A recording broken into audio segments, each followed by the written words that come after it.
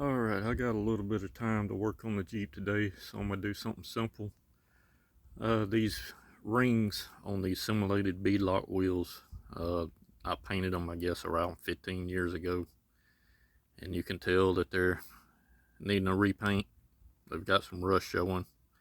I'm going to sand all that down, but first I'm going to take those bolts out and sand all of it down, treat it with a little OSFO and primer, and then I'm going to paint it black and put a clear coat on it, and let's see how it goes. Got all the bolts out, sanded down pretty good, put some OSFO on the rust spots that's showing, let them sit for a while, get treated a little bit, and then I'll wipe it back down and start priming and painting.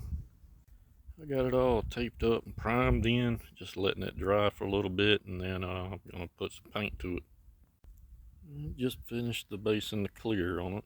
Let that flash off for a while, and then I'll remove the tape, put the bolts back in it, and we'll see what it looks like.